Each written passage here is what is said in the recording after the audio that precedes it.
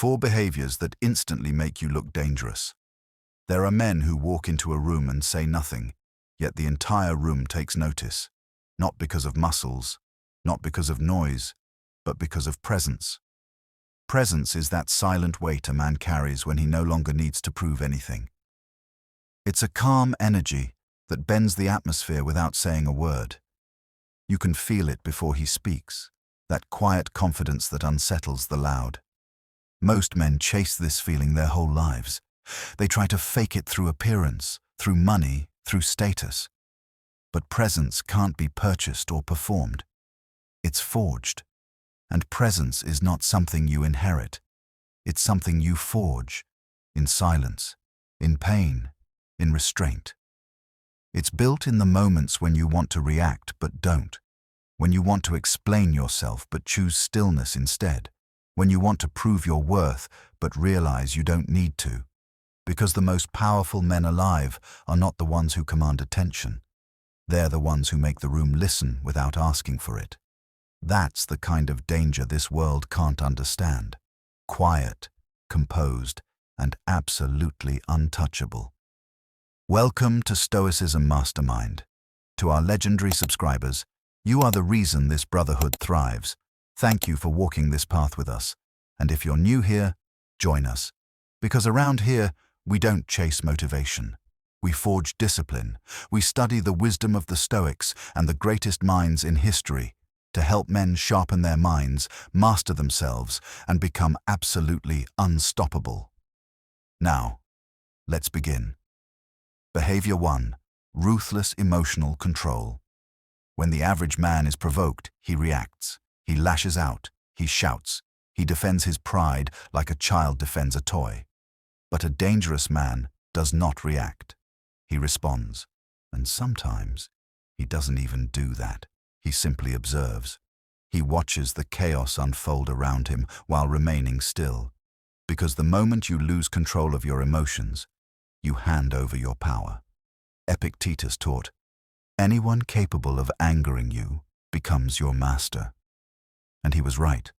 Every time you take the bait, you confirm your weakness. You show them they can control you. But to control your emotions when insulted, to remain unmoved when tested, to stay calm when others expect you to explode, is to show that no one owns you. And that is dangerous. Because the man who doesn't flinch when pushed, who doesn't chase validation or seek revenge, who doesn't defend every insult, that man disrupts the natural order.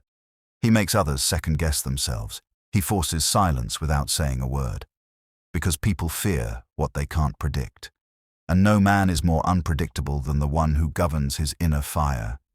He burns quietly, strategically. He doesn't show his flame until he chooses to.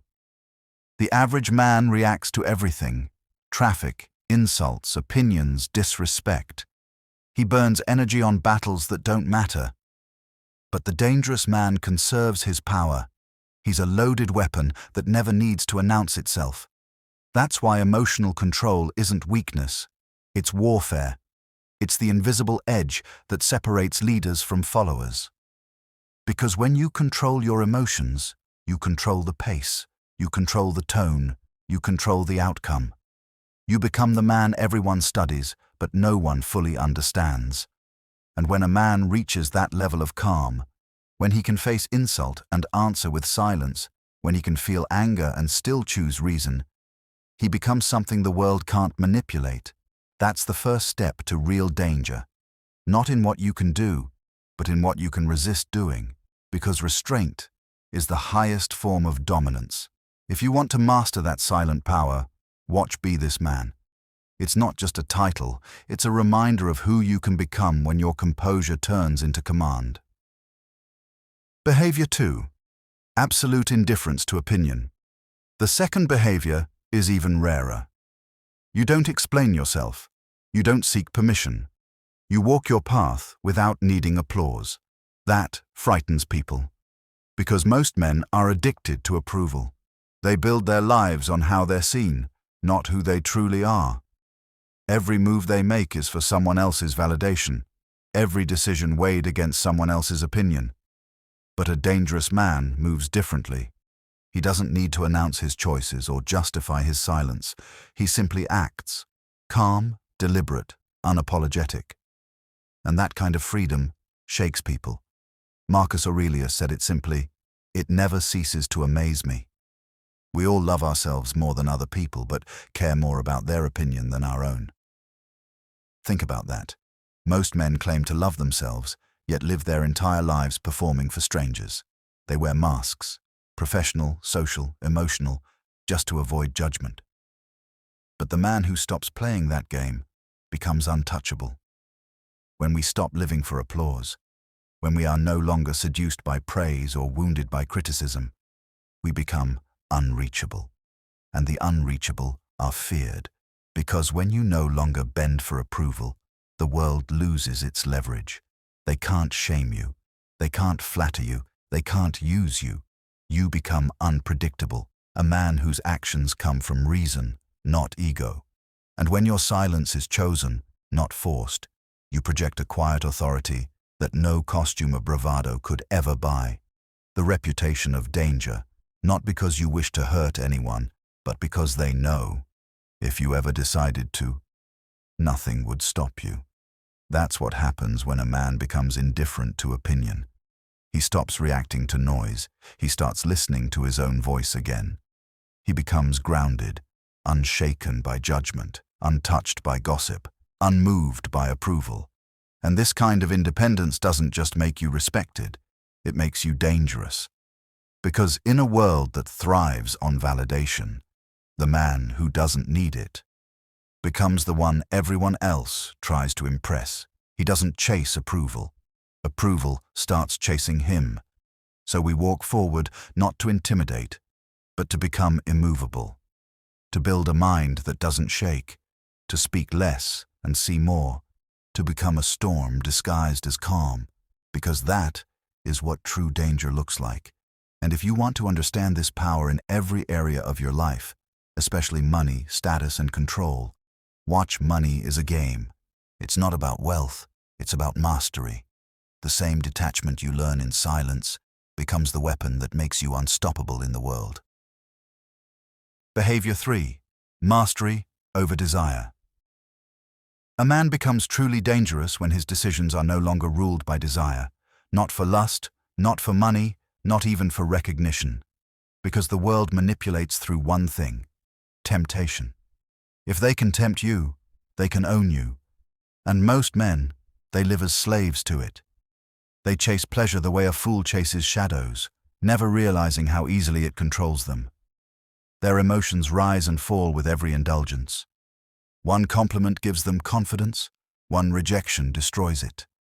But when a man can look power in the face and say, "I don't need it," when he can walk away from beauty, fortune, or validation without blinking, he terrifies those who depend on those chains. Because that kind of control, it can't be bought. It's the rarest currency in the world. Seneca once warned, "It is not the man who has too little, but the man who craves more, who is poor." And that truth has never changed. Modern men drown in abundance, yet feel emptier than ever. Why? Because desire has no finish line. Every time you feed it, it grows stronger. It whispers, "Just one more dollar, one more night, one more distraction." And before you know it, you've built your life around what you crave, not what you command. But when you train yourself to want less, you begin to fear nothing, because nothing controls you anymore. You can't seduce a man who is content in silence. You can't bribe a man who already owns his peace, and you can't break a man who doesn't cling. This kind of self-denial is not weakness. It's a quiet declaration to the world: you have no leverage over me. And that is the most dangerous position a man can ever stand in, because the man who has mastered desire doesn't need the world to bend for him. He's already learned how to bend himself. He doesn't chase fleeting highs, he builds permanent strength. He doesn't seek reward. His reward is restraint. The Stoics understood this deeply. To them, desire wasn't something to be destroyed, it was something to be tamed. They didn't avoid temptation by running from it. They conquered it by facing it and staying still. And that's the power of true discipline, to be surrounded by everything you could have and still choose peace instead. Because a man who can say no is a man the world can't control. That's the heart of the unbreakable mindset secret. It's not about strength for show. It's about mastering yourself so completely that the world's temptations lose all power over you. Watch it after this, and you'll understand why control isn't just mental, it's spiritual. Behavior 4. Emotional silence in chaos. A truly dangerous man doesn't raise his voice. He doesn't flinch when insulted. He doesn't react when provoked, because he knows something the world fears. Stillness is power. Marcus Aurelius once wrote, "The nearer a man comes to a calm mind, the closer he is to strength." And he was right. In a world that thrives on chaos, where men compete to shout the loudest, argue the fastest, and react the quickest, the calm man becomes a mirror. He reflects everyone else's instability back at them, and that's why they fear him. When others explode, we remain composed. When they try to trigger our rage, we give them silence. Not because we are weak, but because we've mastered the battlefield within. Most men believe power means dominance over others, but the Stoic knows true power is dominance over self. He fights battles no one sees, resisting the urge to shout, choosing not to react, staying still when his pride begs him to move. Because the war is not out there, it's inside. And when you win that war, the outside world becomes effortless. This world is loud, impulsive, hysterical. It celebrates outrage. It feeds on drama. It wants you angry, because angry men are easy to control. So when you walk through it with measured steps, with a gaze that says, "I see more than I say," people feel your presence like a storm before it breaks. You don't even need to speak. Your composure speaks for you. Your stillness makes others restless. Your silence makes others confess. That's the power of emotional control, the ability to stand in chaos and remain the calmest man in the room. The man who controls his anger, who does not fight every battle, who chooses when to strike and when to walk away. That man is feared not because he is violent, but because he is unreadable. He becomes a mystery, and mystery is power. Because the man, no one can predict, no one can control. He knows what Epictetus meant when he said, "Any person capable of angering you becomes your master." So he cuts the strings, and in doing so, he becomes untouchable. This is the peak of composure. It's not indifference, it's understanding. It's knowing that every reaction is a loss of direction, and that stillness is strategy, because the man who can stay silent in the face of chaos rules it. And that's the paradox of mastery. The quieter you become, the louder your presence grows. And if you want to master this final discipline, this ability to remain calm when the world provokes you, watch Do This to Never Get Angry. It's the next step to turning silence into strength and strength into command.